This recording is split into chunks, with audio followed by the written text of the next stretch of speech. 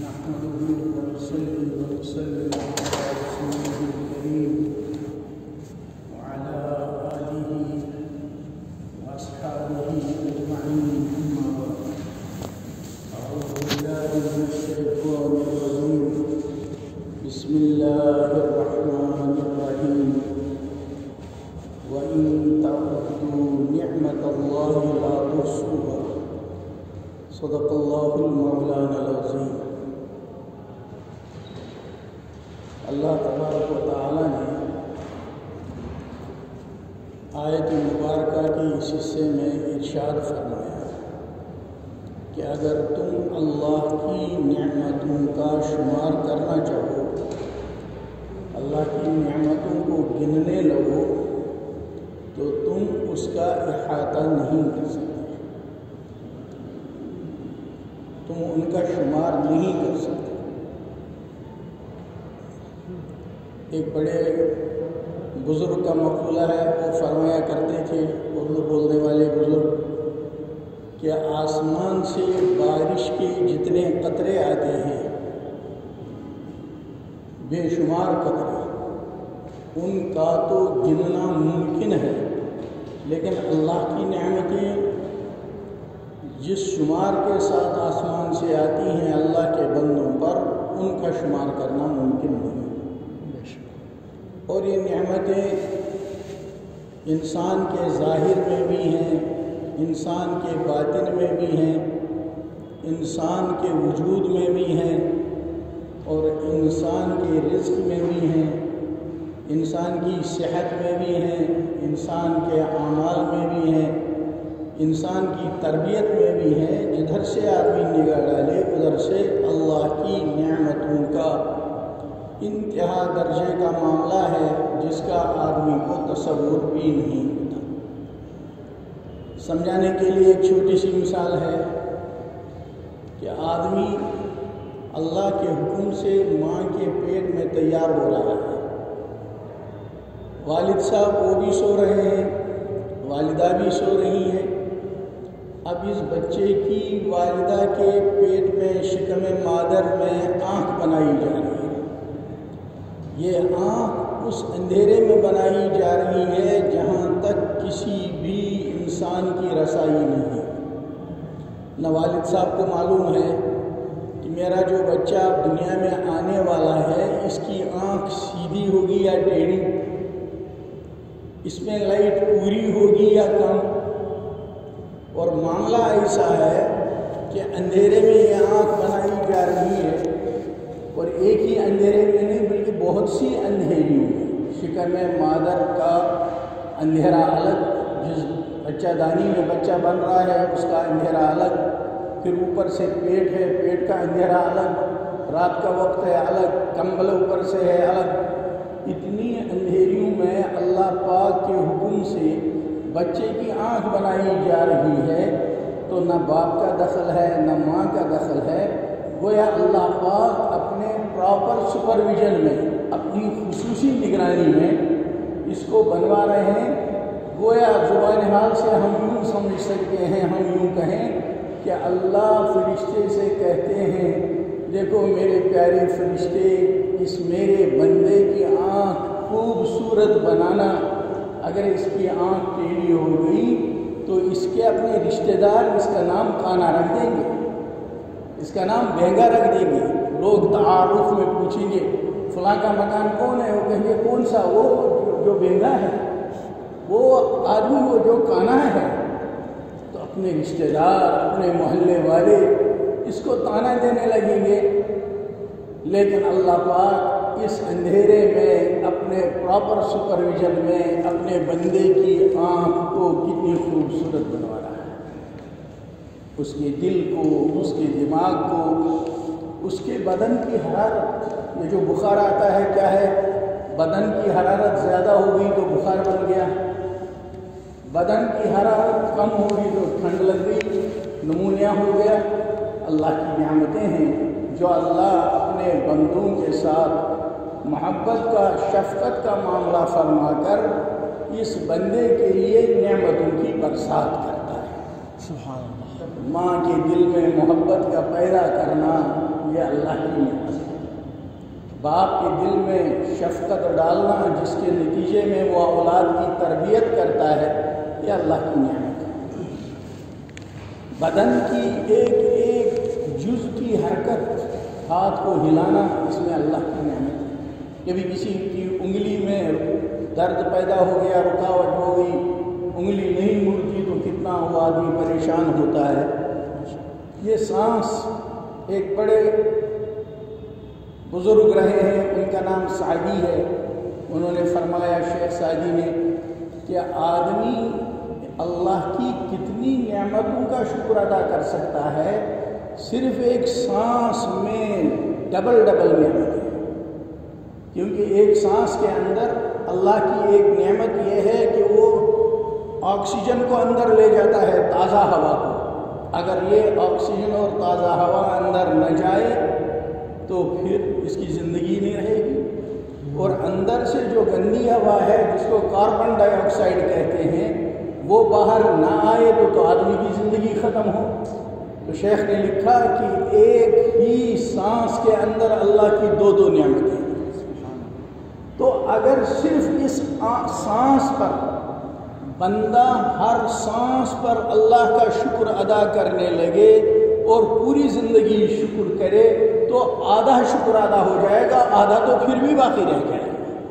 کیونکہ ہر سانس کے اندر دو نعمتیں ہیں، تازہ ہوا کا لے جانا، اس پر الگ شکر چاہیے، اور اندر سے خراب ہوا کا باہر لے آنا، اس پر الگ شکر چاہیے۔ تو اگر یہ پوری زندگی شکر کرتا رہے تب بھی آدھا شکر تو پورا ہو جائے گا، آدھا پھر بھی باقی رہ جائے گا۔ دلی کے ایک بزرگ اپنے بیانوں میں فارسی کا ایک جملہ نقل کیا کرتے تھے، شکر نعمت ہائے تو، چندہ کی نعمت ہائے تو۔ اللہ تیری نعمتوں کا شکر اتنا کرنا چاہیے جس قدر تیری نعمتوں کی برسات ہو رہی۔ جب ایک سانس کی نعمت اتنی ہے کہ پوری زندگی اس کا شکر ادا نہیں ہوتا تو باقی نعمتیں، یہ پانی، یہ ہوا، یہ آفتاب سے، سورج کی روشنی سے انسانوں کے پاس، یہ پڑھنے لکھنے والے لوگ کہتے ہیں کہ وٹامن ڈی سورج سے حاصل ہوتا ہے، جن کو نہیں ملتی ہمیشہ دھوپ، ہڈیوں میں کمزوری آتی ہے، کیا کیا چیزیں ہوتی ہیں، ہر چیز میں اللہ کی نعمت، اور آدمی اس کو سوچ نہیں سکتا۔ آدمی یہ سمجھتا ہے کہ جو کچھ ہو رہا ہے خود بخود ہو رہا ہے، لیکن قرآن پاک فرما رہا ہے وَإِن تَعُدُّوا نِعْمَةَ اللَّهِ لَا تُحْصَوْا۔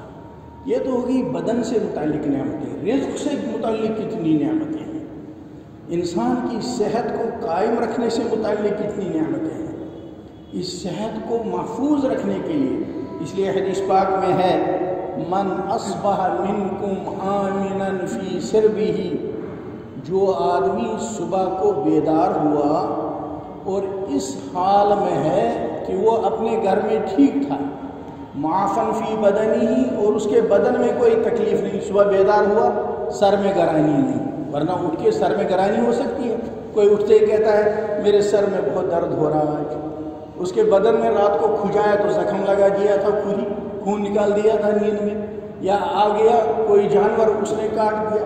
یہ فرمایا کہ جس شخص کے پاس رہنے کو چھوٹا سا ٹھکانہ ہے، صبح کو وہ جاگا اور اس میں وہ عافیت سے تھا، کوئی ہوا سے دروازہ نہیں ٹوٹا تھا، کھڑکی کا شیشہ نہیں ٹوٹا تھا، چوہا کہیں سے آیا اس نے کہیں سے نہیں کاٹا تھا، دیوار کو نہیں اکھاڑا تھا، وہ اٹھا ٹھیک تھا اور بدن بھی اس کا بالکل ٹھیک ٹھاک۔ اور تیسری بات کہی وَعِندَهُ قُوتُ يَوْمِهِ، اور اس کے پاس ایک دن کی غذا ہے، ایک دن کی روزی ہے، یعنی بیدار ہوا اس حال میں کہ اس کا گھر سب ٹھیک ٹھاک تھا اور بدن اس کا سب ٹھیک ٹھاک تھا، نہ سر درد، نہ الٹی، نہ کچھ، نہ کوئی چیز، نہ کوئی نقصان۔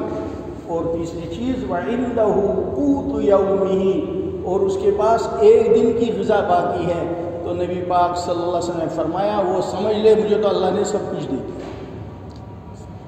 ورنہ کتنے لوگ صبح کو اٹھتے ہیں تو دیکھا ادھر کھڑکی ٹوٹ گئی، دیکھتا ہے رات کو ہوا تیز چلی ہے شیشہ ٹوٹ گیا، کوئی کہتا ہے میرے پاؤں میں درد ہو رہا تھا، رات کو گھٹنے میں پتہ نہیں کچھ ہوا، اور کوئی اٹھتا ہے کہ اس کے پاس صبح کو کھانے کو ایک لقمہ نہیں ہوتا۔ تو یہ تو ظاہری نعمتیں ہیں، مگر ان نعمتوں سے بڑھ کر قرآن پاک میں اللہ پاک نے فرمایا لقد من اللہ علی المؤمنین اذ بعث فیہم رسولا من انفسہم، اللہ نے احسان کیا. ان نعمتوں کو احسان نہیں کہا. آنکھ کتنی بڑی نعمت ہے، اس کو احسان کہہ سکتے تھے. دماغ دیا، اس کو احسان کہہ سکتے تھے. کسی بھی چیز کو اس کو کہا نہیں میں نے احسان کیا، لیکن احسان کس کو بتایا کہ میں نے تم کو محمد رسول اللہ صلی اللہ علیہ وسلم عطا فرمائے. یہ احسان ہے.